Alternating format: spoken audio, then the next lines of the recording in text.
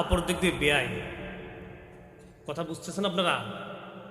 যেদিন কোরআন নাজিল হলো, ইসলামের কথা রসুল বলতে লাগলেন, সেদিন আবুল আহাব হয়ে গেল আল্লাহ নবীর চির দুশ্মন।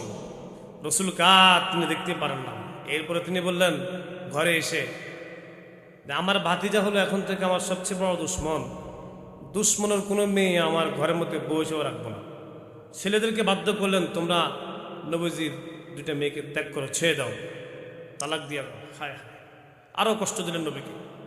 দুইজন মেয়েকে তালাক দিয়ে দিলেন। নবীর মনটা আরও নষ্ট হয়ে গেল। রসুল অনেক কষ্ট পাইলেন। পরবর্তীতে বলে নেই, পরবর্তীতে এই দুজন মেয়েকে পর্যায়ক্রমে পালাক্রমে আগে পরে হযরত উসমান ইবনে আফফান যিন্নুরাইন يستكبرون فأعتد لهم سلاسل وأغلالا وسعيرا. أما بعد فأعوذ بالله من الشيطان الرجيم. بسم الله الرحمن الرحيم. تبت يدا أبي لهب وتب ما أغنى عنه ماله وما كسب سيصلى نارا ذات لهب وامرأته حمالة الحطب في جيدها حبل من مسد. صدق الله العظيم. وقال تعالى في شان حبيبه مقبرا وآمرا: إن الله وملائكته يصلون على النبي يا أيها الذين آمنوا صلوا عليه وسلموا تسليما. درود شريف پڑھ کریں. اللهم صل على محمد وعلى آل محمد كما صليت على إبراهيم وعلى آل إبراهيم إنك حميد مجيد. সকলেই জবানকে দারাজ করে দুরূদ শরীফ পড়েন. اللهم بارك على محمد وعلى آل محمد كما باركت على إبراهيم وعلى آل إبراهيم إنك حميد مجيد. بلغ العلا كشف الدجى بجماله حسنت جميع خصاله.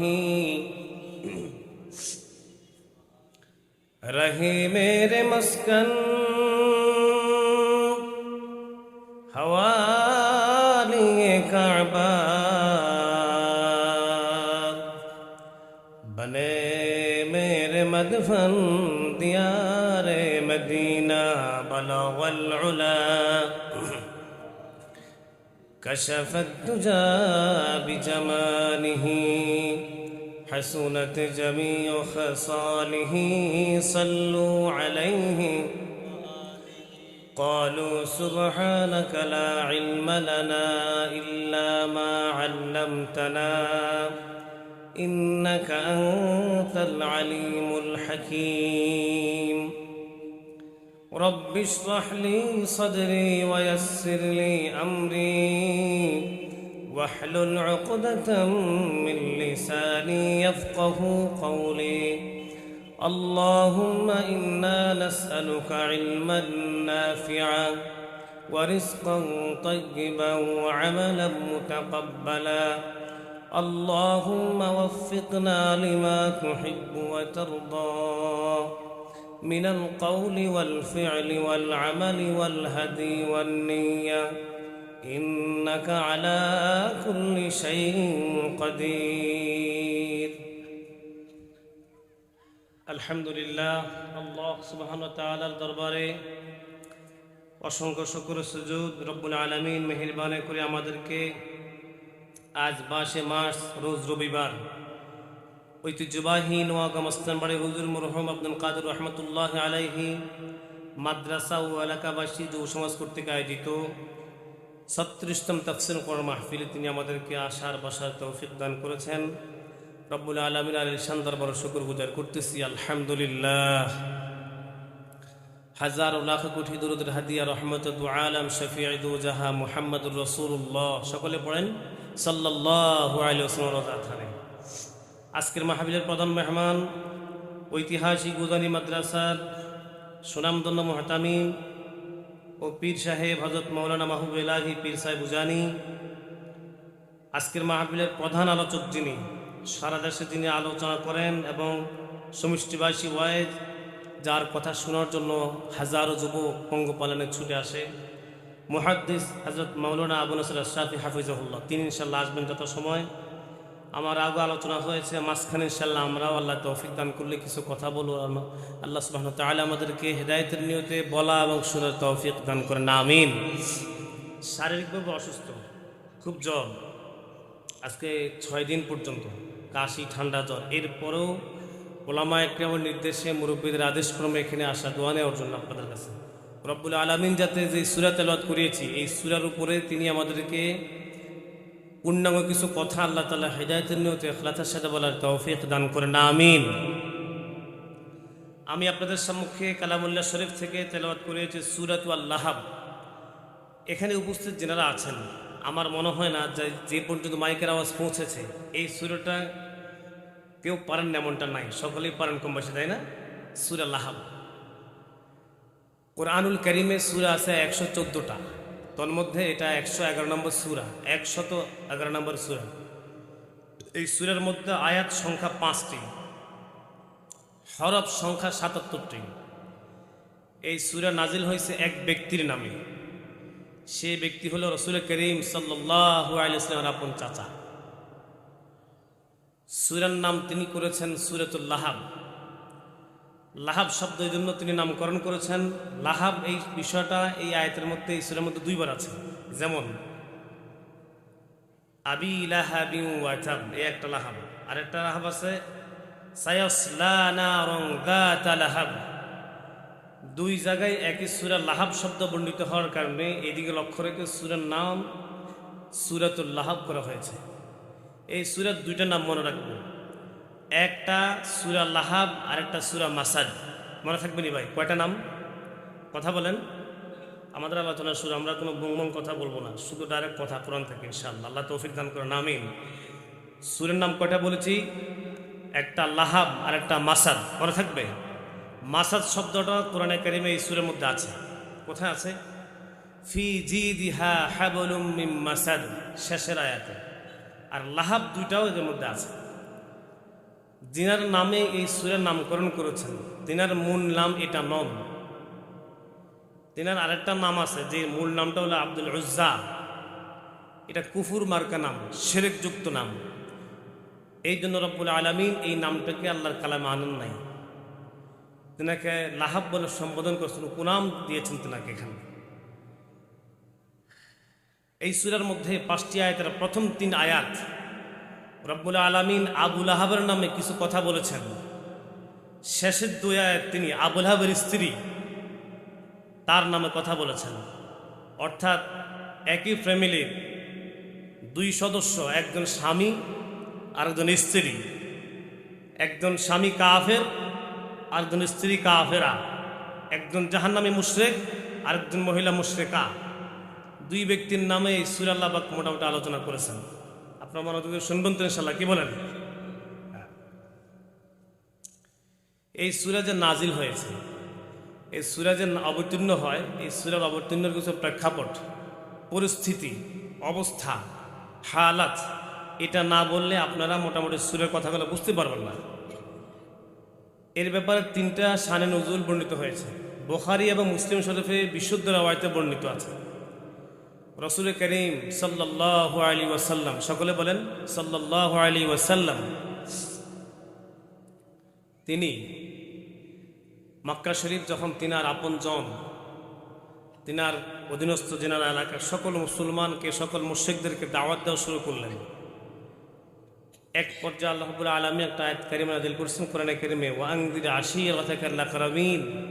নবী হে, আপনি আপনার পরিবারস্থ যারা আছেন, আপনজন যারা আছেন, আপনার ফ্যামিলির সদস্য যারা আছে, আপনি ইসলামের দাওয়াত, তাওহীদের দাওয়াত, কোরআন সুন্নাহর কথা তাদেরকে পৌঁছে দেন।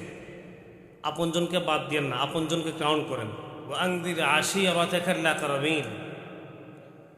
যেদিন আয়াতে কারিমা নাযিল হলো, আয়াতে কারিমা, সেদিন রাসূল করিম সাল্লাল্লাহু আলাইহি ওয়াসাল্লাম তিনি মক্কা শরীফ বাইতুল্লাহর বাহিরে একটা জায়গা আছে, দুইটা পাহাড়, একটা সাফা আর একটা মারওয়া। মাঝখানে একটা কথা বলে নেই, এই সূরা নাজিল হয়েছে সূরা ফাতিহার পরবর্তী সূরা। ফাতিহা ছিলেন তো নামাজের প্রত্যেক রাকাতে পড়ি না আমরা সূরা ফাতিহা, ওই ফাতিহার পরবর্তী নাজিলকৃত সূরার নাম সূরা লাহাব।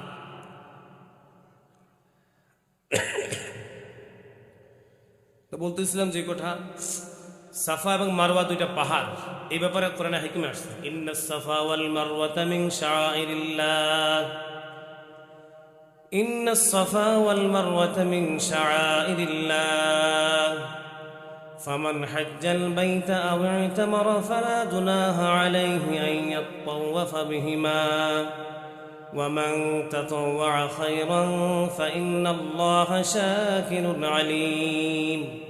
পাহাড়ের নামকরণ আল্লাহ পাক করেছেন, কোরআনে উল্লেখ করেছেন। সাফা মারওয়া যে পাহাড়, এখানে হাজী সাহেবরা সাই করে। রাসূল করিম সাল্লাল্লাহু আলাইহি সাল্লাম তিনি এই সাফা নামক পাহাড়ে তিনি উপবিষ্ট হন, সেখানে উপস্থিত হন, প্রেজেন্ট হন, অতঃপর সেখানে তিনি পাহাড়ের চূড়ায় তিনি অবস্থান করেন।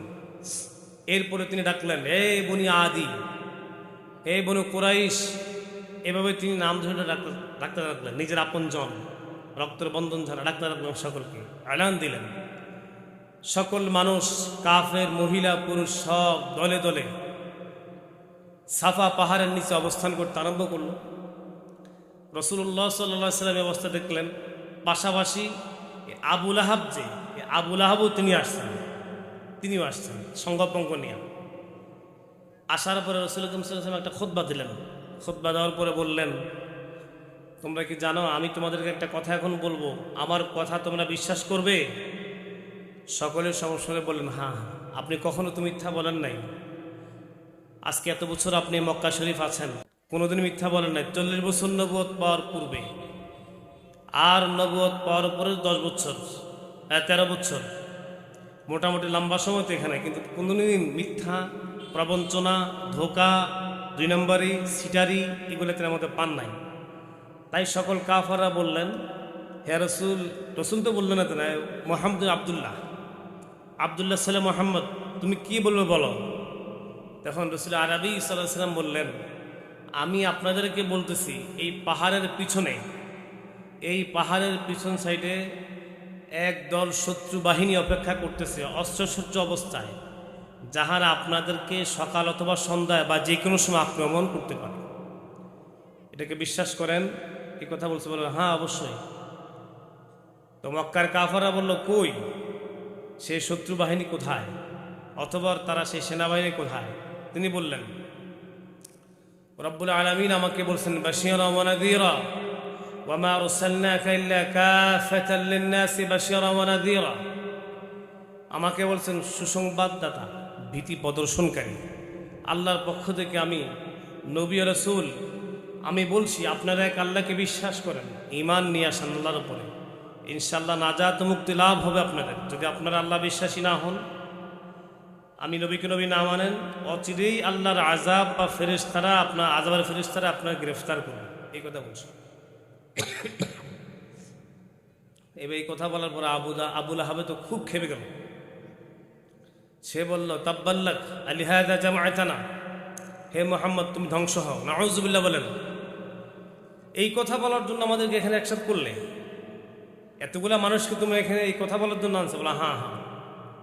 রাগান্বিত হয়ে গেলেন তিনি। আল্লাহর নবীকে তিনি মারধর করার জন্য উদ্বুদ্ধ হয়ে হাতে পাথর নিছে, পাথর। আবু লাহাব পাথর নিয়ে রাসূল কারীম সাল্লাল্লাহু আলাইহি ওয়াসাল্লামের উপরে পাথর নিক্ষেপ করতে আরম্ভ করলেন। নাউযুবিল্লাহ। আল্লাহ নবী খুব কষ্ট পাইলেন। হায় হায় রে, আমার চাচা আমার সাথে আচরণ করলো, নিজের ভাই, নিজের বন্ধু, নিজের আপনজন, নিজের চাচা, নিজের ভাতিজা যদি আপনজন আমাদের সাথে খারাপ ব্যবহার করে আমাদের কেমন লাগে? নবীর হৃদয়টা ভেঙ্গে খান খান চুরচুর হয়ে গেল। তা আমার সাথে বাজে ব্যবহার আমার চাচা উপস্থিত এত জনগণের সামনে করলো, এটা কি করি মানে? আয় হায় দোয়া করতে শুরু করলেন নবীজি, আল্লাহ আমার চাচাকে, আমার কওমকে, আমার জাতিকে আপনি হেদায়েত দেন। দোয়া করতে আরম্ভ করলেন। আল্লাহ পাক আয়াতে কারিমা নাযিল করেছেন কোরআনে কারীম সূরা তাওবা। নবী আপনি দোয়া করবেন না কোনো মুশরিক, কোনো বেদইন, কোনো মূর্তি পূজার জন্য কোনো রসুলের দোয়ার মাধ্যমে হক রাখি নাই। আপনি দোয়া করবেন না তাদের জন্য, এদের কপালে হেদায়েত নেই। আপনি যাকে চান তাকে হেদায়েত দেবেন, এমনটা তো হবে না। আমি যাকে চাই তাকে হেদায়েত দেব। সূরা কসাস আয়াত নাযিল করছেন, ইন্নাকা লা তাহদি মান আহবাবতা ওয়ালাকিন্নাল্লাহা ইয়াহদি মান ইয়াশা।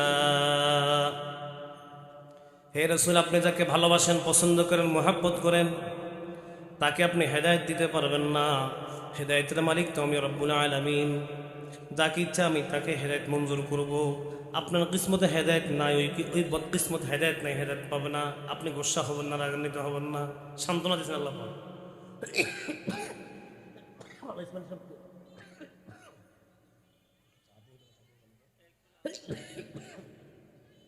বাস গরম পানি থাকলে এই গেল একটা শানে নজরুল। রসুল করিম সাল্লাল্লাহু আলাইহি ওয়াসাল্লামকে এত কষ্ট দিয়েছেন। এবার আমরা বলবো রসুল আরবি সাল্লাল্লাহু আলাইহি ওয়াসাল্লামের চাচারা ছিলেন 10 জন। কয়জন ভাই? এই 10 জনের 3 ভাগে আমরা ভাগ করবো এখন হাদিস শরীফ থেকে। শুনেন, এক শ্রেণীর চাচা হলেন আল্লাহ রসুল সাল্লাল্লাহু আলাইহি ওয়াসাল্লামের উপর ঈমান এনেছেন, ইসলাম গ্রহণ করেছেন, অথবা সাহাবীর মর্যাদা হাসিল করেছেন, রসুলের সাথে জিহাদে শরীক হয়েছেন, এরপরে ময়দানে শহীদ হয়েছেন, আখিরে জান্নাতে এই দুনিয়া থেকে বিদায় নিয়েছেন। সুবহানাল্লাহ হামদি। এই হলো রসুলের চাচা এক গ্রুপ। এনাদের নাম হলো হযরত হানজালা রাদিয়াল্লাহু আনহু, হযরত আব্বাস রাদিয়াল্লাহু আনহু। এনারা রসুলকে ভাতিজা, দেখেন ভাতিজা, ওনারকে বিশ্বাস করেছেন, ঈমান এনেছেন, ওনার হাতে হাত দিয়েছেন, এক গ্রুপ। আরেক গ্রুপ চাচা ছিলেন রসুলের আপন চাচা, যে গ্রুপ নবীর কথা শুনতেন কিন্তু মানতেন না, ভালোবাসতেন, সাহায্য করতেন, ঈমান আনেন নাই। চাচা আবু তালেব। আবু তালেব ইন্তেকাল যেদিন তিনি করবেন, আল্লাহ নবী শত নয় হাজার হাজার বার তিনের কাছে ইসলাম ও কোরআনের দাওয়াত নিয়ে গিয়েছেন। আবু তালেবের কাছে ইসলাম গ্রহণ করেন নাই। যে ইন্তেকাল করবেন যে সময়, ওই সময় নবী আবু তালেবের ঘরের দরজার সম্মুখে হাজির হয়েছে, আবার কালিমা নিয়ে। সেখানে গিয়ে আবু জাহেল বসা। আবু জাহেল বলে, মুহাম্মদ তুমি কেন আসলেন? আউযুবিল্লাহ। বলছে আমি আসছি আমার চাচার কাছে। চাচা আপনি বলেন আল্লাহ এক এবং অদ্বিতীয়, আল্লাহর প্রতি ঈমান আনেন আপনি। আপনি দুনিয়াতে সফল, আখিরাতে সফল। শুধু এটুকু বলেন লা ইলাহা ইল্লাল্লাহ মুহাম্মাদুর রাসূলুল্লাহ, একবার উচ্চারণ করেন আপনি, হাসরের ময়দানে আল্লাহ রাব্বুল আলামিনের কাছে আমি আপনার জন্য সুপারিশ করব। সুবহানাল্লাহ হামদি। এটুকু বলেন।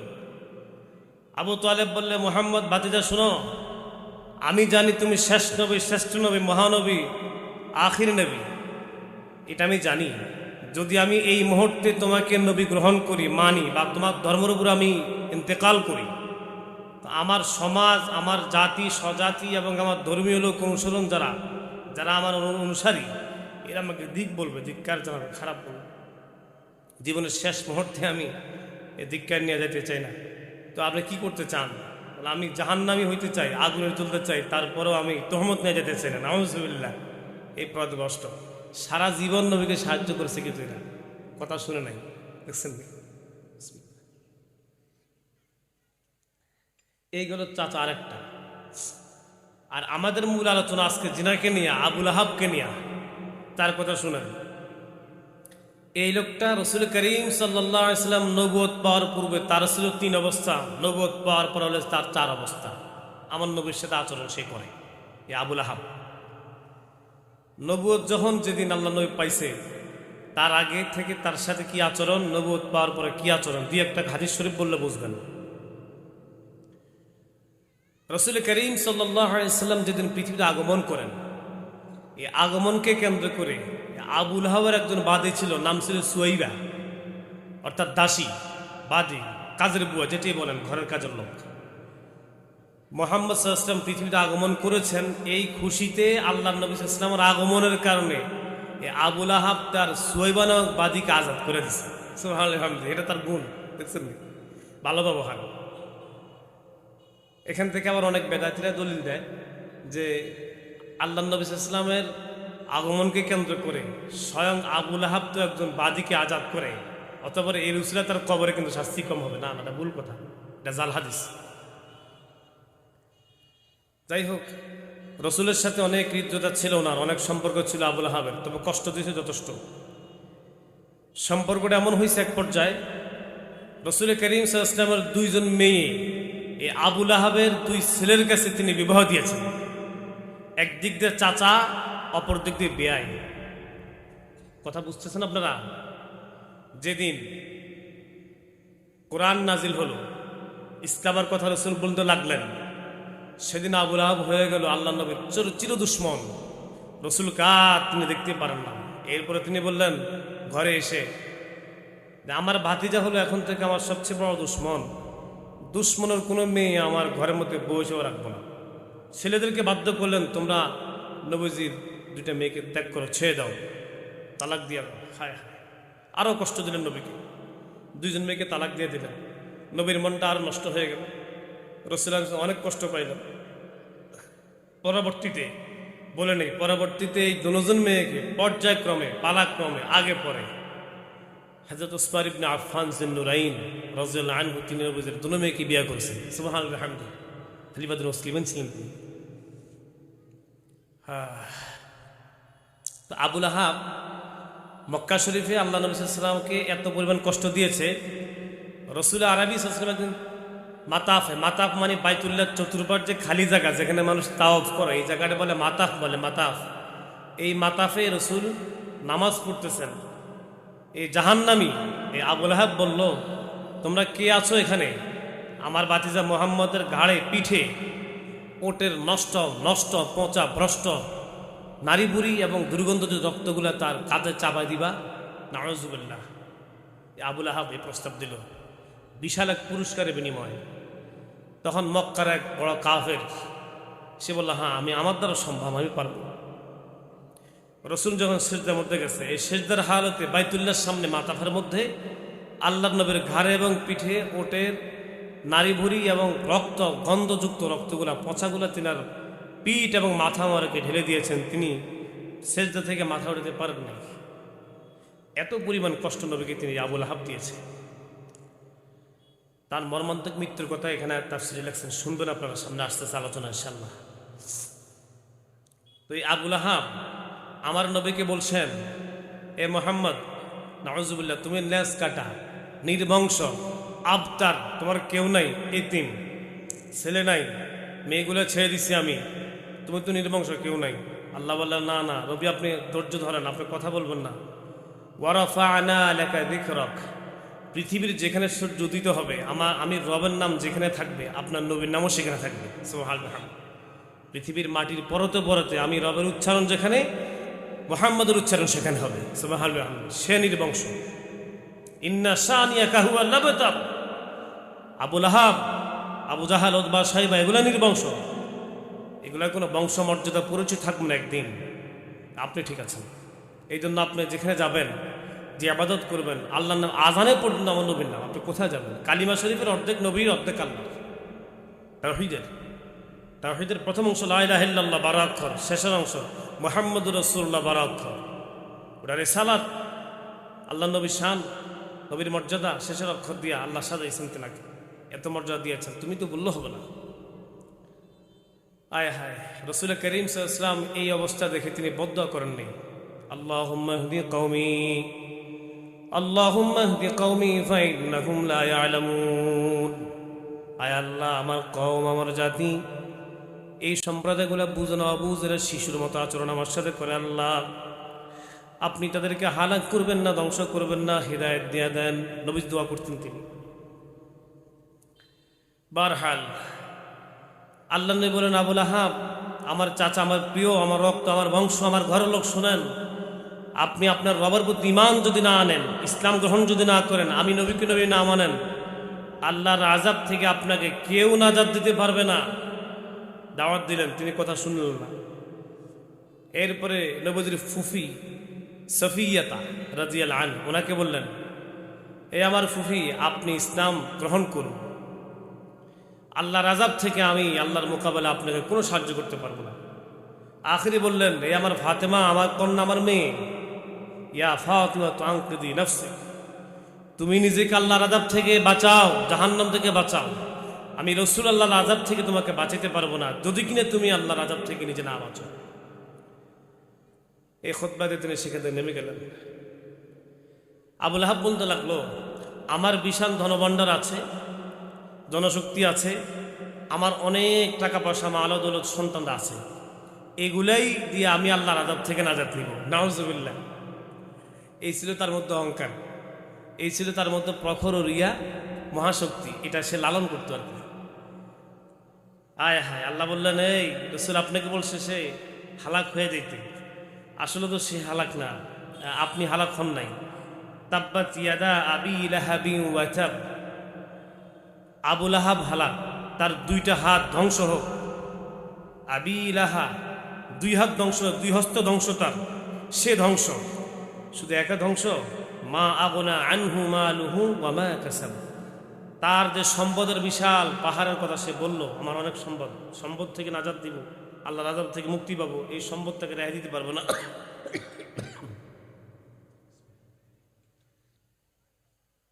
আল্লাহ বলেন, মা আগনা আনহু মালুহু ওয়া মা কাসাব, সম্পদ তাকে আল্লাহর আযাব থেকে বাঁচাইতে পারবে না, অত বড় সন্তানও না। সায়াসলা নারান যাতা লাহাব, এই আবু লাহাবের জন্য আল্লাহর প্রজ্বলিত জাহান্নামের উত্তপ্ত আগুন রয়ে গেছে। আল্লাহ বললেন, আমার আযাব তার জন্য অপেক্ষমান। আল্লাহ এমন আগুন জ্বালিয়েছেন এদের জন্য যারা আমার নবীকে কষ্ট দেন, আমার রাসূলের সাথে খারাপ ব্যবহার করেছেন, বাজা বিহেভ করেছেন, মন্দ বলেছেন, গাল মন্দ করেছেন, একটা মরণ ভালোভাবে হয় না, এগুলো তো দুনিয়াতে অপদস্থমূলক মৃত্যু হয়েছে, আর পরকালে আযাবুন আলীম হবে তাদের জন্য। সুবহানাহু ওয়া তাআলা কথাগুলো এত সুন্দর বললেন, নবীকে সান্ত্বনা দিলেন, আপনি পেরেশানি হবেন না, আপনি বিচলিত হবেন না, আপনি মন খারাপ করবেন না। আবু লাহাব আপনাকে এই কথা বলেছে, আমি সব শুনেছি, আপনার সাথে কি আচরণ করেছে, তার সম্পদ ও সন্তান কোনো কিছুই আমি রবের আযাব থেকে নাজাত তাকে দিতে পারবে না। এমন দিন আসবে যেদিন তার সপক্ষে কেউ দাঁড়াবার ক্ষমতা নেই। ওয়ামতাজুল ইয়াওমা আইয়ুহাল মুজরিমুন, ওয়ামতাজুল ইয়াওমা আইয়ুহাল মুজরিমুন, আল্লাহ বলবেন হাসর ময়দানে, এই সব জালেমেরা, এই জালেম আর মজলুম, এই আল্লাহর ওলি, এই আল্লাহর বন্ধু, এই মুসলমান মুমিন, তোমরা পৃথক হও, আর কাফাররা সব পৃথক হও। সেদিন তো কোনোদিন খাতিন চলবে না, আপন জনদন কোনো সুপারিশ চলবে না, বন্ধুর পরিচয় চলবে না, বংশমর্যাদাও চলবে না। ওয়ালা তাজির ওয়াজিরাতু ওয়িজরা উখরা, আপন আপন হিসাব আপন আপন দিতে হবে। আমার হিসাবটা উনি দিবেন না, ওনারটা আমি দিব না, না আমার সন্তান দিবে আমারটা, না আমার স্ত্রী দিবে, না কেউ না। ওয়া উম্মিহি ওয়া আবিহি ওয়া সাহিবাতিহি ওয়া বানিহি লিকুল্লি ইমরিইন মিনহুম ইয়াওমাইযিন শা'নুন ইউগনিহি, আপন মা সেদিন সন্তানকে বলে যাবে, এমন কঠিন পরিস্থিতি কায়েম হবে, আল্লাহ পাকের বিচারালয় কায়েম হবে, সঙ্গীন বিচার। সেদিন কোনো মা, কোনো সন্তান, গর্ভবতী মা যদি সন্তান গর্ভে থাকে, আল্লাহর আযাবের শুধু আওয়াজের কারণে সন্তান প্রসব হয়ে যায়, মা বলতেও পারবে না। ইয়া আইয়ুহান নাসু ইত্তাকু রাব্বাকুম ইন্না যালযালাতাস সাআতি শাইউন আযীম ইয়াওমা তারাউনাহা তাযহালু কুল্লু মুরদিআতিন আম্মা আরদাআত ওয়া তাদউ কুল্লু যাতি হামলিন হামলাহা ওয়া তারান নাসা সুকারা ওয়া মা হুম বিসুকারা ওয়ালাকিন্না আযাবাল্লাহি শাদীদ। আল্লাহর জালজালা এমন কায়েম হবে সেদিন, বলে যে সন্তানটা দুগ্ধ পানকারী অথবা মায়ের গর্ভে আছে, আল্লাহর আযাবের প্রকম্পনে সেই সন্তান ভূমিষ্ঠ হয়ে যাবে, মা বলতেও পারবে না, এমন কঠিন অবস্থা। আবু লাহাব, তোমার লোকজন কোত্থেকে আসবে সেদিন? কে তোমাকে সাহায্য করবে? ইদা জুলজিলাতিল আরদু জিলজালাহা ওয়া আখরাজাতিল আরদু আথকালাহা ওয়া ক্বালাল ইনসানু মা লাহা ইয়াওমাইযিন তুহাদ্দিসু আখবারাহা বিআন্না রাব্বাকা আওহা লাহা।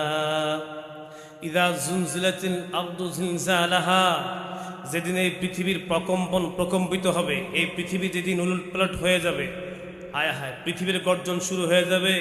ওয়াস-সামাই যাতিল বুরুজ ইদাস সামাউ শাক্কাত ওয়া আযিনাত লিরাব্বিহা ওয়া হুক্কাত।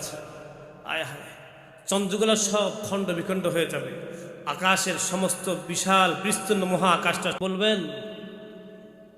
আরেকটা বলেন না কি জানি, আল্লাহ তাআলা বললেন লিমানিল মুলকুল ইয়াউম লিল্লাহিল ওয়াহিদিল কাহ্হার।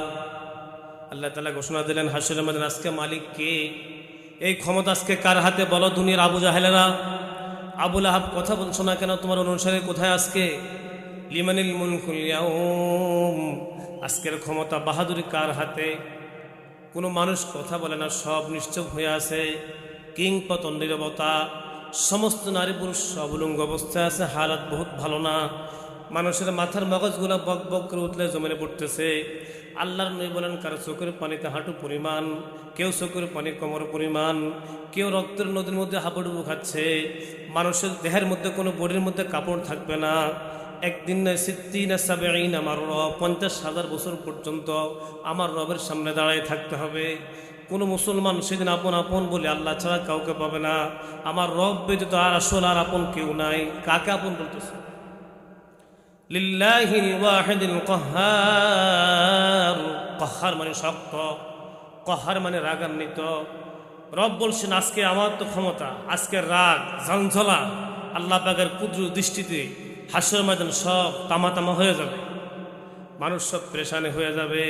ওয়া আসহাবুল ইয়ামিন মা আসহাবুল ইয়ামিন, কার জানে ডান হাতে আমলনামা, কার জানে বাম হাতে আমলনামা। ওয়া আম্মা মান উতিয়া কিতাবাহু বিয়ামিনিহি ফায়াকুলু ইয়া লাইতানি লাম উতা কিতাবিয়া ওয়া লাম আদরি মা হিসাবিয়া ইয়া লাইতাহা কানাতিল কাদিয়া। সূরা হাক্ক। হাসরের ময়দানে সব মানুষ বলবে আয় হায় রে, আজকে যে আমার আমলনামা আমার হাতে দেওয়া না হতো কত ভালো হতো, কত ভালো হতো। রব কেন তুমি আমাদেরকে আজকে আমার আমলনামা হাতে দিলা? পেরেশান হয়ে যাবে। কোথায় আবু লাহাব, কোথায় আবু জাহেল, কোথায় কাফের আর মুরতাদ? সেদিন আল্লাহ ছাড়া কেউ আমার আপনজন থাকবে না। এই জন্য তওবা করা উচিত, আল্লাহর দিকে ফেরা উচিত, জিন্দিগি শুধরানো উচিত, ইস্তেগফারের সাথে জিন্দিগি চালানো উচিত। আমার আপন আমার আসল আল্লাহ ছাড়া কেউ নেই। মোহতারাম হাজরিন, সে আবু লাহাব বলছিল আমার সম্পদ এবং সন্তান আমাকে আল্লাহর আযাব থেকে নাজাত ও রেহাই দিবে। আল্লাহ বলছেন মা আগনা আনহু মালুহু ওয়া মা কাসাব। না, তার সম্পদও ধ্বংস, সন্তানও ধ্বংস, একটাও আল্লাহ পাকের আযাব থেকে রেহাই দিতে পারবে না। বরং সায়াসলা নারন যাতা লাহাব, আবু লাহাবকে এমন কঠিন আযাবে আল্লাহ নিক্ষিপ্ত করবেন যে আযাব প্রজ্বলিত আছে, যে আযাব অগ্নিদগ্ধ অবস্থায় আছে, হাজার হাজার বছর জ্বালানো আছে। কোথায় আছে এটা?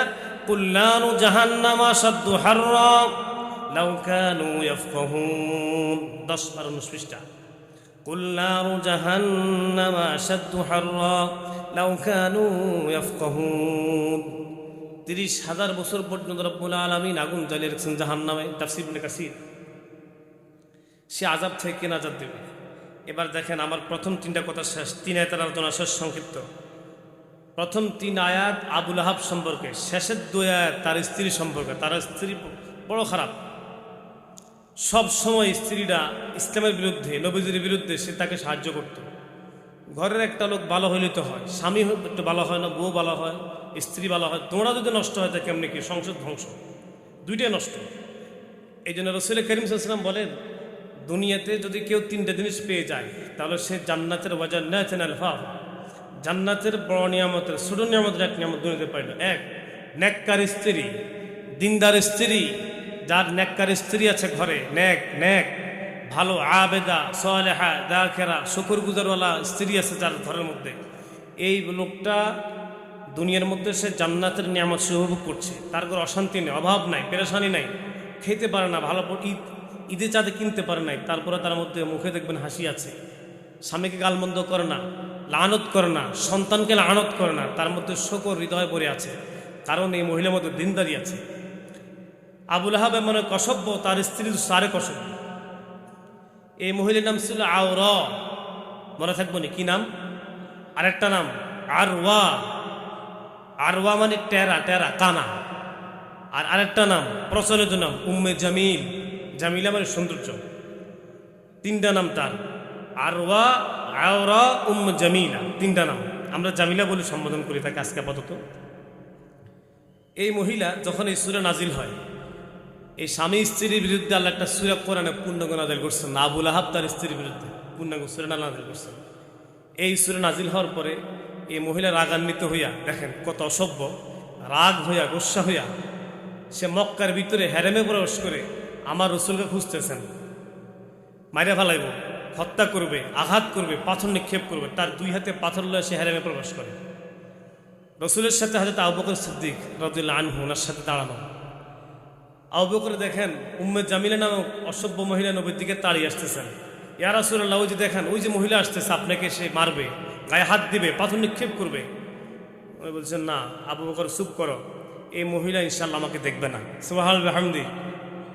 আয় হায়, আল্লাহ বলেন ওয়াইদা ক্বরাতাল কুরআন, শুনতে পারা সূরা বনী ইসরাঈল, ওয়াইদা ক্বরাতাল কুরআন জাআলনা বাইনাক ওয়া বাইনাল্লাযীনা লা ইউমিনুনা বিল আখিরাহ হিজাবাম মাসতুরা। হে রাসূল, যারা আপনাকে মানে না, কোরআন শরীফকে মানে না, এরা যখন আপনার সম্মুখে আসে তখন আমি আপনি এবং তাদের মাঝে হিজাব আর মাস্তুরা, পর্দা ফালাই দেয়। সুবহানাল্লাহ হামদি। আপনি এবং তারা একসাথে থাকবেন, মাগার তারা আপনাকে দেখতে পাবে না।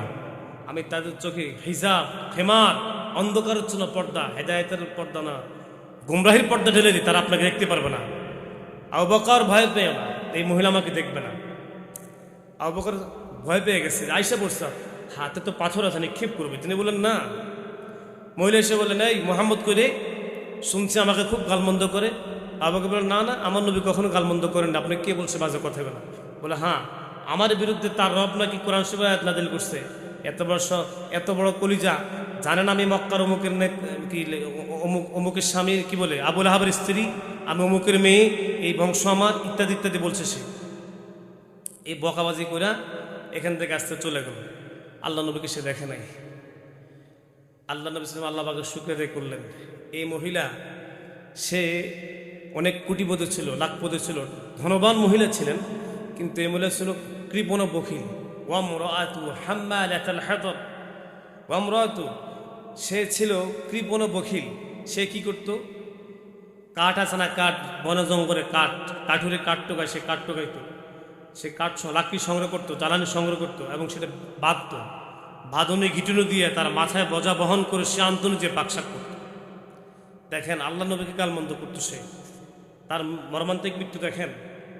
সে একদিন কোথাও কাঠ আনতে গেছেন, লাকড়ি আনতে গেছেন, আসার সময় ক্লান্ত পরিশ্রান্ত, পিঠের মধ্যে লাকড়ির বোঝা আর বোঝার যে রশি বান্ধন, ওই বন্ধন তার গলার সাথে লাগানো, হেলান দিয়ে বসে আছে ক্লান্ত পরিশ্রান্ত। আল্লাহ পাক বলেন ইযা জা আজালুহুম লা ইস্তাখিরুনা সাআতান ওয়া লা ইস্তাকদিমুন। আজরাইল যাও, তার হিসাব নিকাশ দুনিয়ার শেষ, 1 সেকেন্ড দুনিয়ার আলো বাতাস গ্রহণ করার আর উম্মে জামিলাকে সুযোগ দেওয়া হবে না। তার গলাটির ভিতরেও তারাই আল্লাহর ফেরেশতারা গিয়া দুই দিক থেকে রশি, যে রশি তার গলায় ছিল, এই রশি টান দিয়ে তাকে জাগাত হত্যা করে ফেলছে। দেখছেন নি মর্মান্তিক মৃত্যু। জিব্বা বের হয়ে গেছে, জিভ বের হয়ে গেছে তার, কেউ ছিল না পাশে। ফি জিদিহা হাবলুম মিন মাসাদ। এই মহিলা ছিল মক্কার ভিতরে প্রত্যেক ঘরে ঘরে অশান্তি লাগাই দিত, স্বামী স্ত্রী ফাসাদ লাগাই দিত। সময় আছে, স্বামী স্ত্রী ফাসাদ ঝগড়া লাগাই দিত। কোনো ঘরে যদি স্বামী স্ত্রী ফাসাদ লাগে তাহলে এটার মূল ইন্ধনদাতা ওই উম্মে জামিলা, হাতব, এই জন্য তাকে হাতব বলা হয়। এই কাজটা সেই করতো। মানুষের বংশে বংশে, ব্যক্তি ঝগড়া ফাসাদ লাগাই দিত। কোনো মানুষের ভালো সুখ শান্তি সে দেখতে পারত না। এই জন্য তাকে এক না মানুষ হাতব নামে চিনত। এটা তো ওই উম্মে জামিলা, এটা আওরা, এটা আরওয়া, এটা ওই মহিলা, এটা আবু জাহেলের স্ত্রী। আমাদের সমাজে বর্তমান মনে হয় এমন ভালো মহিলা নাই, আছে যারা ঘরে ঘরে দ্বন্দ্ব লাগাই দেয়, এখানে কত ওখানে ওখানে। এই জন্য ওনারা আর এক নাম ছিল সকলখুরি করতো, সকলখোর, বুঝছেন নি? এই মহিলা সকলখুর করতো যথেষ্ট। হ্যাঁ, হাম্মালাতুল হাতাব ফি জিদিহা হাবলুম মিন মাসাদ, তার মধ্যে ছিল বাজে বিহাব, শুধু এখানে কত ওখানে ওখানে কত লাগা দিত। মানুষের ঘরে ঘরে ব্যক্তি ব্যক্তি ঝগড়া দ্বন্দ্ব ফাসাদ সৃষ্টি করতো এই বেটিটা। তো মানুষ জিজ্ঞেস করতো, আরে এই ঘরের সংসার ভাঙছে কেড়ে? ওই যে ওই উম্মে জামিলা, ওই মহিলাটা। এই বাস সবাই জানতো এটা। এই জন্য আমাদের ফ্যামিলির মধ্যে আমাদের সম্মানিত মা এবং বোনেরা যারা আছেন, আপনারা হযরত আসিয়ার মতো হন, আমিনার মতো হন, হযরত ফাতেমার মতো হন, রাদিয়াল্লাহু আনহুমা এনাদের মতো হন, বিবি মারিয়ামের মতো হন। সকলখুরি করবেন না, কখনো কারো কথা বলবেন না। আর স্বামীর বাড়ির কথা বাপের বাড়িতে লাগাইবেন না। দুই চার কথা তো স্বামীর বাড়িতে হবে, এটা স্বাভাবিক। আপনাদের ক্ষেত্রে হয়েছে, আজকে যারা শাশুড়ি হয়েছেন বিভিন্ন ঘরে, এটা আপনাদের ক্ষেত্রে হয়েছে, সামনেও হবে। একটু হজম করেন, একটু ধৈর্য ধরেন। কেন ফাসাদ করবেন? আপনি যদি এখান থেকে চলে যান, আরেকটা পুরুষের জীবন আপনি এখানে নষ্ট করছেন, আরেকটা পুরুষের জীবন নষ্ট করবেন। মা বোনরা, আপনারা যদি সতর্ক না হন, সাবধান না হন, তাহলে আমাদের সন্তান তো নেককার হবে না। এটা না, আপনারা যদি ভালো হন, সমাজ ভালো। আপনারা ভালো হলে ফ্যামিলি, পরিবার ভালো। আপনি একটা মা যদি ভালো হয়, তাহলে ইনশাআল্লাহ একটা ফ্যামিলি ভালো হয়ে যাবে। এক ফ্যামিলি এক সমাজকে সোনা উপহার দিতে পারে।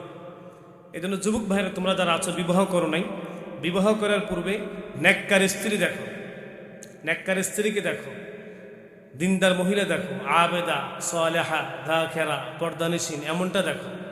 কিন্তু শুধু মাল দেখিও না। আর যারা বাবা আছেন এখানে, মেয়ের বাবারা, আপনারা শুধু ছেলেদের সম্পদ দেখেন না। কোন ছেলে শুধু মানে স্মার্টও, আবার সম্পদওয়ালাও, আবার 10 লাখ কাবন দিতে পারবো, ওই ছেলে দেখতে আসেন না। ভালো ছেলে দেখেন, নেককার ছেলে দেখেন, দিনদার পাত্র দেখেন।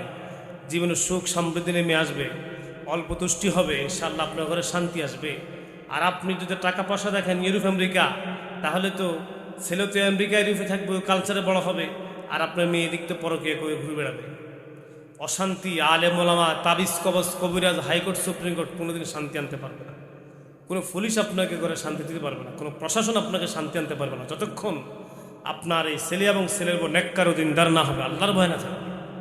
এই জন্য বিবাহের পূর্বে তোমরা যাচাই করে ইস্তেখারা করে মেয়ে দেখো, আর আপনার বিবাহকে সহজ করেন। অপ্রাসঙ্গিক কথা বলে ফেললাম, এই জন্য এটাও বলা দরকার। সমাজে বিবাহ আপনার কঠিন করে ফেলেছেন মেয়ের বাবারা। তাই তো আজকে সমাজের মধ্যে বিবাহ কঠিন হওয়ার কারণে আজকে জিনা, অত্যাচার, অবিচার, এগুলো সব সহজ হয়ে গেছে। উপযুক্ত ছেলে আছে, বিয়ে করেন না, মেয়ে হয়েছে বিয়ে করে দেন না কেন? কেন বিবাহ দিচ্ছেন আপনারা? সহজ করেন এগুলো। আল্লাহ রাসূল বলেছেন সহজ করার জন্য, আপনি কেন কঠিন করছেন? আল্লাহ তাআলা আমাদের সবাইকে বুঝার আমল করে তৌফিক দান করেন, আমিন।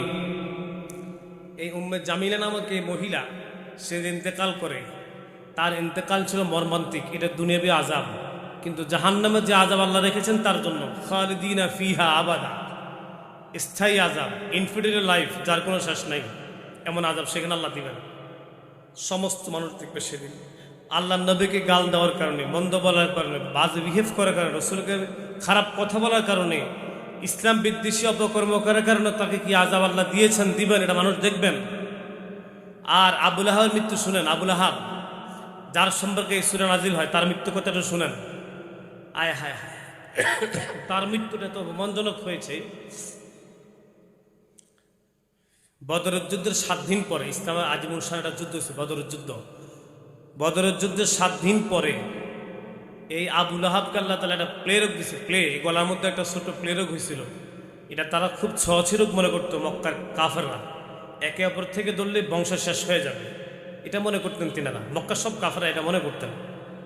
আবু লাহাবকে যখন আল্লাহ তাআলা সোয়াসু রোগ নামক এই রোগ দিলেন তাদের দৃষ্টিতে, তখন সকল মানুষগুলা, তার আপনজন, তার ফ্যামিলি, তার ছেলে, তার সদস্যবৃন্দ যারা আছে, কর্মচারী, যাদেরকে সে মাল দিয়ে পালতো, গোলাম, এরা সব তাকে তার ঘর থেকে লাথি মেরে বের করে দূর পাহাড়ের নিচে রেখে আসছে। আয় হায়, পচন লাগছে গলার মধ্যে, পচন। এরপরে সে সেখানে ইন্তেকাল করে। 72 ঘন্টা 3 দিন তার লাশ সেখানে পচে গলে গন্ধ কেনা ধরছে, বের হয়েছে গন্ধ। লাশ দাফন করার কেউ নাই। ফলে তার এক গোলাম, এক কর্মচারী তাকে টাকা দিয়ে, তার ছেলেগুলা তাকে টাকা দিয়ে বাঁশ ও লাঠির সাহায্যে দূর থেকে পাহাড়ের উপর থেকে লাথি মেরে টেনে হেসড়ে গুতা দিয়ে তাকে তারপরে পাথর দিয়ে চাপা দেওয়া হয়েছে, নিক্ষিপ্ত করে করে তাকে দুনিয়ার অপমানজনক মৃত্যু তার জন্য। আল্লাহ নবীকে কষ্ট দিয়েছে, তার মৃত্যু কখনো ভালো হবে না। আমি বদামল করি, খারাপ কাজ করি, আমি আমার মরণকে কেমনে ভালো মনে করি। কামা তাহইয়াউনা তামুতুন ওয়া কামা তামুতুনা তুহশারুন। নবী বলেন, যার জীবন সুন্দর তার মরণ সুন্দর, যার মৌত সুন্দর তার কবর সুন্দর, তার কবর সুন্দর আখিরাত সুন্দর। সুবহানাল্লাহ বিহামদিহি। আমরা কি করছি এগুলা? এই ভাই, দুনিয়াতে ধন সম্পদ থাক আর না থাক, খাই আর না খাই, ঘর থাকুক আর না থাকুক, সুন্দর জামা থাক আর না থাক, কিন্তু আমার আফসোস আর আক্ষেপের কারণ নাই। এই জন্য যে দুনিয়া তো খুবই সামান্য অল্প অস্থায়ী জিন্দেগি। ওই ব্যক্তি সবচেয়ে বড় সফল। ফারিকুন ফিল জান্নাহ ওয়া ফারিকুন ফিস সাঈর লা ইস্তাউই আসহাবুন নার ওয়া আসহাবুল জান্নাহ আসহাবুল জান্নাতি হুমুল ফাইজুন। ওই ব্যক্তি সবচেয়ে বড় সফল হয়ে যায়, কামিয়াব হয়ে গেছে, যে আল্লাহর জাহান্নাম থেকে মুক্তি পেয়ে গেল, জান্নাত পেয়ে গেল। এর মতো বড় সৌভাগ্যশীল আর কেউ নাই। সারা দুনিয়া আমার আছে, আমার রব নাই, আমার মতো বদকিসমত কারো নাই। সবাই আমাকে জানে, চিনে শুনে। আমার রবের সাথে আমার এক যারা সম্পর্ক নাই, আমার জিন্দেগির কোনো দাম নাই। কুকুরের দাম আছে, আমার দাম নাই। আমি গোলাম, আমার দাম আল্লাহ পাকের কাছে সবচেয়ে বেশি। ওয়া ইবাদুর রহমান وعباد الرحمن الذين يمشون على الأرض هونا وإذا خاطبهم الجاهلون قالوا سلاما। রব্বুল আলামিন বলেন, গোলামের দাম বেশি। মনিবের কাছে গোলামের সবচেয়ে বড় দাম, আজাদের কোনো দাম নাই। আমি ইসলামের মালা গলায় পরেছি, আমার আল্লাহ আমাকে মালা পরেছেন, ইমানের মালা। রব যেমনে চান অন্য জীবন চালাইতে হবে, এর বাহিরে জিন্দেগি চালানো যাবে না। যদি চালাই তো আজাদ হয়ে গেলাম, গোলাম হইলাম না। গোলামের দাম বেশি, আজাদের কোনো দাম নাই। আপনার ঘরে পালা বিড়াল আছে, বিড়াল, যে বিড়াল আপনার ঘরের খাবার নষ্ট করে না, খায় না, অনুমতি ছাড়া ধরে না, এটা আপনার কাছে মূল্য বেশি। আর যে বিড়াল ফাঁক ফাইলে শুধু আপনার গোশ মাস খেয়ে ফেলে, তাকে পাল্লা শুধু মাথার মধ্যে বাড়ি দিয়ে 2 ভাগ করে ফেলাইবেন, এটা আজাদ, কোনো দাম নাই। পালা বকরির দাম বেশি, পালা কুকুরের দাম বেশি। যে কুকুর তার মনিবের এতাআত করে, একটু হাড্ডি আর কি বলে ভাতের মার খেয়ে জীবন যাপন করে করে রাত দিন মালিকের পাহারাদারি করে, এর দাম বেশি। কোনো মূল্য নেই, দাম নাই। সে মানুষকে যেখানে আক্রমণ করে সেখানে আক্রমণ করে, যেখানে পায় সেখানে ধরে। আমি তো গোলাম আমার রবের, আমার মাথা, আমার মস্তক, দৃষ্টিশক্তি সব আমি রবের সামনে অর্পণ করেছি, সিলিন্ডার করেছি, সাইলেন্ট করেছি। আল্লাহ, আপনি যা বলছেন সমস্ত বিধানকে আমি মরণ পর্যন্ত আপনার সম্মুখে সমর্পণ করেছি, মেনে নিয়েছি, গ্রহণ করেছি। আপনি গোলাম বানিয়ে না আমাকে। এটা হচ্ছে গোলামের আব্দিয়াতের সম্পর্ক।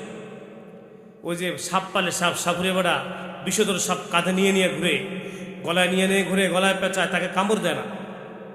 এই সাপ দিয়ে সে খেলা করে আর টাকা ইনকাম করে, এই সাপের দাম বেশি। জঙ্গলাদের সাপগুলো আজাদ, যখন তখন স্বাধীনভাবে চলে, তার কোনো মূল্য নাই। আমি আপনি আমার রবের গোলাম, আমি গোলামি করতে ভালোবাসি। গোলাম শব্দটা আমার কাছে প্রিয়। আল্লাহ, এই জন্য আমার দাম বেশি, ফেরেশতার থেকে দাম বেশি, সকল নূরে ফেরেশতার থেকে আমার আপনার দাম বেশি, ঠিক না? জিন্দিগি কি এই জন্য আল্লাহ তাআলা এমনি এমনি বানায় নেই, তামসা করার জন্য তো বানানো নেই। বারহাল বলতেছিলাম, আবুল আহাব আর তার স্ত্রী উম্মে জামিলা, এই 2 ব্যক্তি, এক স্বামী এক স্ত্রী, এক কাফের এক কাফেরা, আমার নবীকে চিরতরে কষ্ট দিয়েছেন। এই পৃথিবীতে মক্কা শরীফে অনেক লাঞ্ছিত অপমান তিনি করেছেন, তিনারা করেছেন। আল্লাহ পাক ছাড় নেই, বলছে না, আমার নবীকে কষ্ট দিয়ে, খারাপ ব্যবহার করে, বাজে কথা বলে, গাল মন্দ করে কেউ ছাড় পাবে না। তোমার নাম বংশ থাকবে না। আজ পর্যন্ত কোনো হিন্দু, কোনো বেঈমান, কোনো মুশরিক, কোনো খ্রিস্টান, কোনো ইহুদি, কোনো মজুসি, কোনো নাসারা, শুনবেন আপনারা, আবুল আহাব, আবু জাহেল অথবা সাইবা নাম রেখেছে? রাখেন নাই। আর ওই জানোয়ারে কয় আমার নয় বলে লেস কাটে, নাউজুবিল্লাহ, আবতার। আল্লাহ বলে, ওয়ারাফা'না লাকা যিকরাক। সূর্য যেখানে উদিত হবে, অস্ত যাবে, নবী হে আপনার নাম সমূহ সেখানে মানুষ বলতেই থাকবে, সুবহানাল্লাহি ওয়া বিহামদিহি। আর মোহাম্মদ এমন এক নাম, মোহাম্মদ মানে সর্বাধিক সম্মানিত। এই পৃথিবীতে আমার নবীর আগমনের আগে এই মোহাম্মদ নামটা আল্লাহ কারোর জন্য বরাদ্দ করেন নাই। সুবহানাল্লাহ বিহামদি। এর আগে নামটাই ছিল না। আল্লাহ পাক স্পেশাল এমন নাম আমার নবীকে দিয়েছেন যারা পৃথিবীর মানুষ এর আগে নামে জানত না। সুবহানাল্লাহ বিহামদি। কেমন সম্মানিত তিনি করেছেন। কুল বিফাদলিল্লাহি ওয়া বিরহমাতিহি ফাবিযালিকা ফালইফরাহু হুয়া খায়রুম মিম্মা ইয়াজমাউন। আমার নবীর আগমনকে কেন্দ্র করে রব্বুল আলামিন তো কোরআনে আয়াত নাযিল করছেন। নবীদের মর্যাদার সম্মান এত বেশি, আল্লাহর পরেই যার মর্যাদা, আল্লাহর পরেই যার সম্মান, আল্লাহর পরেই যার শরীয়তের কথা, আল্লাহ যার দ্বারা হালাল ও হারামকে তিনি সিদ্ধান্ত নিয়েছেন। কোরআনের সম্পূর্ণ ব্যাখ্যা হাদিস শরীফ, 12 লক্ষ হাদিস যার জবান দ্বারা 23 বছর আল্লাহ বরায়া শরীয়তকে স্থায়ী লিপিবদ্ধ করে দিয়েছেন, তিনার নাম মুহাম্মদ সাল্লাল্লাহু আলাইহি ওয়াসাল্লাম। এত মর্যাদা কার সাথে স্নেহ করছেন আপনারা? সেই নবীর ওয়ারিসদের সাথেও যদি কেউ খারাপ আচরণ করে, শুনেন, ইমানের সাথে মৃত্যু না হওয়ার তার ব্যাপারে কিন্তু হাদিসে নিষেধ। ভয় আছে, ভয়। কোনো আলেমদের সাথে বাজে বিহেভ করবেন না, আল্লাহর রাস্তায়। কোনো নেককার মানুষের সাথে খারাপ ব্যবহার করা যাবে না। তাহলে কিন্তু আমরা আপনার মৌত নিয়ে শঙ্কিত, আমরা ভয়ে আছি যে কখন জানি কোনো অবস্থায় মরণ হয়ে যায়। এই জন্য কারো মনে কষ্ট দেওয়া যাবে না। সদা সর্বদা আল্লাহর দিকে নিজেকে ভয়ের সাথে রুজুর মধ্যে রাখবো। সর্বাবস্থায় নিজের জবান দ্বারা কাউকে তো কষ্ট দেওয়া যাবে না। এমন কোনো কথা জবান দ্বারা বলবেন না, যে কথার দ্বারা বলবো না, যেটার দ্বারা উনি কষ্ট পায়। قال النبي صلى الله عليه وسلم من حسن إسلام المرء تركه ما لا يعنيه। ইসলামের সৌন্দর্য হলো আপনি কথা কম বলবেন, সুন্দর কথা যদি বলেন তো অল্প কথা, যে কথা আল্লাহর কথা। বাজে কথা বললে ইমান নষ্ট হয়, ইমান নষ্ট হয়। দোকানপাটে এখন যারা বসছে রমজানের বাহিরে, ওনারা কি চিন্তা করছে? রমজানে তো ইফতার রাখতে হইতে মাসাল্লাহ দোকানে আড্ডা চলছে, টিভি দেখতেছে, সিনেমা দেখতেছে, বাজে বিহেভ করছে। আয় হায় রে, রোজার দিন যদি তাকওয়া অর্জন না করতে পারি আমি, তাহলে রোজার বাহিরে তো 11 মাস সম্ভবই ছিল না। এই জন্য ভাই, আমার আপনার হায়াত বড় সংকীর্ণ। এই মুহূর্তে ইন্তেকাল করতে পারি, এক্ষণ মরে যাবো, এক্ষণ এই স্টেজ থেকে নামারও সুযোগ আমার নাই। হয়তো বা আমার আল্লাহর এলিমে রয়ে গেছে, আমার মরণটা কখন হবে। কেন এত বাহাদুরি, কেন এত আমার ফখর, এত রিয়া, এত ক্ষমতার বাহাদুরি কেন ভাই রে? দুনিয়াতে এখন আছে, তখন নাই। এই জন্য জীবনকে শোধরাবো, সংশোধন করব। এই ঘটনাগুলো কোরআনে আল্লাহ কেন উল্লেখ করেছেন? যাতে আমি আপনি সবক নিতে পারি, আমার জিন্দিগি সুন্দর হয়, জীবন সুন্দর হয়, হায়াত সুন্দর হয়, মৌত সুন্দর হয়, আখিরাত সুন্দর হয়। কথা বলছেন তো? রাসূল করিম সাল্লাল্লাহু আলাইহি ওয়াসাল্লামের মহা আদর্শ আমাদের সামনে কেন তিনি দিয়েছেন? আল্লাহ নবীর আদর্শ কেন দিয়েছেন তিনি? আমি আপনি আদর্শ থেকে বিচ্যুত হয়ে গেছে। আল্লাহ নবীর সিরাতুন নবীর কোনো আমল নাই, লেখাপড়াও নাই। প্রত্যেকের ঘরে মোবাইল আছে এখন, আমি রাগ করবেন না, প্রত্যেকের ঘরে টাচ মোবাইল আছে। কিন্তু এখন জিজ্ঞেস করি, প্রত্যেকের ঘরে কি রসুলের সিরাতের কিতাব আছে? আচ্ছা, এখানে একটু আমি কাউকে শরম দিব না, এখানে যেনারা আছেন, কার ঘরে রসুলের কোনো না কোনো সিরাতের কিতাব আছে? দেখি তো ভাই, বিসমিল্লাহ, মাশাআল্লাহ।